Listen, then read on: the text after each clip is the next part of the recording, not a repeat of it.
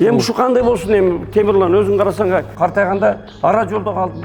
Прокуратура баарын алган атат. Ким көп результат берет деп эле социалисттик соревнование дегендей болуп атат да. Сиз айтканыңыз иштеп атат бул Манас районунда. Мен мүлкүмдү тартып алган жатышат, ушунча жашка чыкканда. Акими де чечпейт. Алар только алган деле билет экен деп болду.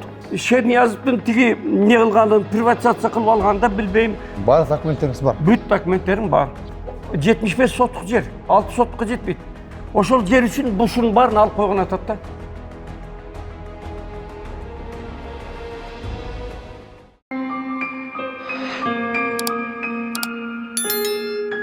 Артурбек Аксакал, бизди Бишкектен бери чакырдыңыз, анан президентке арызданам деп атасыз. Мен мүлкүмдү тартып алган жатышат, ушунча жашка чыкканда депчи. Анан эми мындай кылыңыз. Ал Доодо Мотос айтардан биринчи ушак менен тааныштырбайсызбы?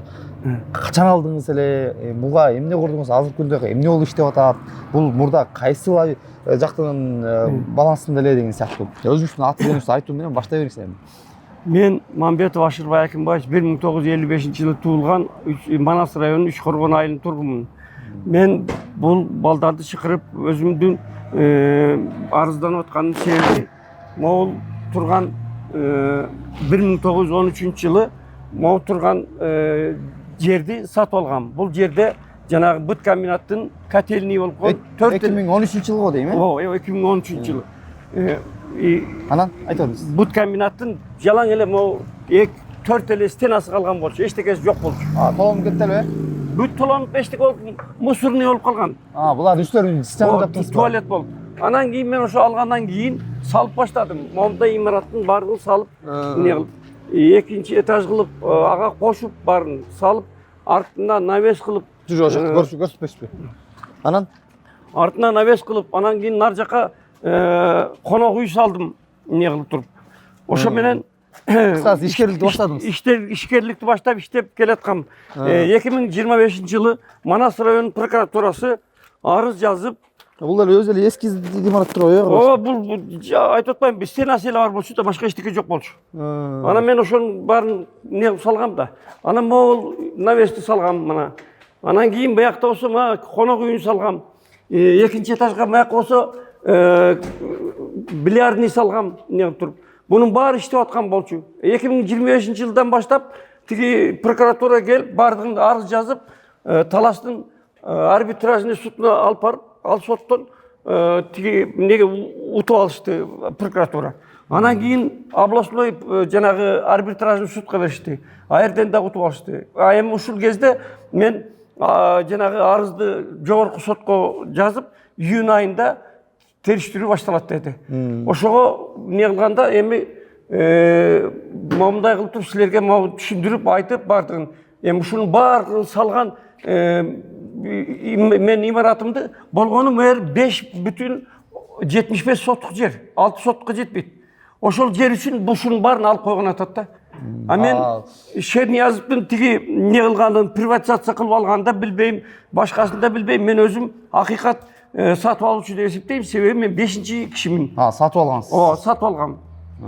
Мен анан ошодон кийин баштап бүт сиз мамлекеттен менчиктештирген сиз эмес, кыскасы. Жок, мен эмес. Мен аны билбейм. Шерниязов болот кылган дейт, мен анысын билбейм эмне кылганын. Мен айтып атам, өзүмдү акыйкат сатып алуучу деп эсептейм, себеби 5-чи сатып алуучу болуп атам мен. Эмне алганым. Баардык документтериңиз бар. Бүт документтерим бар. Кызыл китебим бар, жанагыдай эмнеси бардыгы бар. Уруксат берген кагаздары бар, архитектурадан, башка эмнеден, перепрофилированияга бергендери бар. Мисалы, биринчи строительный магазин кылган бу жерде, анан кийин болуп эмне кылып туруп, кийин кайра перепрофилировать кылып туруп, компания банкына арендага берип атабыз биринчи этажды. Анан калгандарын баары мына былтырдан бери иштебей калды. Турат бардыгы. Эмне кылып туруп, ара жолдо калдым. Картайганда эми пенсияма кичине надбавка болуп, мен балдардан зависеть этпей жашайын десем, быйыл мына 70-ке чыктым мен өзүм. Десем, бул жерден келип туруп прокуратура баарын алган атат да шуну. Ошондо сиз алганда бул кандай болду эле? Ошону тактап коңузчу, да бербейт. Мен алганда бул жер аябай жаман абалда болчу. Мусор ташталган, туалет болуп калган. Үстүн сиз коштуңузбу? Жок, 4 эле стенасы бар болчу. Башка эчтеме жок. Үстүн баарын, экинчи этажды баарын кошкон. Мына кошумча мыякта 1,5 метр жанагыдай эмнелерди коюп, момундай эмнелерди. Тумбалар. Момундай кылып туруп, экинчи этажды дагы кошком. Улаган турбайт. Улагам, ооба. Бул эмесе могу эле жер болчу да бул неси, стенасы эле турган, башка эчтеке жок.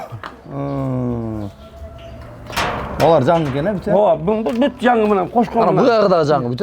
Ооба, биягы да жаңы. Биякта да эчтеке жок болчу. Бунун баарын жаңы салган бардыгын. Эми ушу кандай болсун эми Темирлан өзүң карасаң 5-6 соттук жер үчүн ушунун баарын алып койгон. Эми мисалы тиги түрк паркында дагы болбоду ушундай жактай. Ошондо алар келишип, жанагы менчик тамдарга бир соттугуна $1000 төлөтүп, кайра өздөрүнө калтырышты. Ататүрктү. Тиги квартиралар болсо $500 төлөттү. Эмесе бизге деле ошондой эмнени колдонуп, ошондой кылып туруп берсин. Эмне болуп тур? Бизде төлөйлү да өзүбүзгө менчикке кайта калтырсын да. Эмне болуп тур? Аймандайды барып прокуратурага айтсаң, ал биздин ишибиз эмес дейт. Алар только алган деле билет экен деп болду. Эмне болуп тур? Аны эмнеге барсаң, акими да чечпейт, Касымалиевке же болсо Жапаровго кайрыл дейт. А мен 4 жолу кайрылдым. 4 жолу бардым. Барсаң, а жерде футбол тетет. Тиги теде отурган жигиттер менен арыздалат, анан кийин генеральный прокуратурага жиберет. Генеральный прокуратура Таластын прокуратура областнойго жиберет. Областной кайра эле Манас районунун прокуратурасына жиберет. Ошентип эле замкнутый круг. Могу силердики деле ушундай болчу да? Будан да жаман акмалда болчу. Айтып атпайм, мусорный туалет болуп калган бер.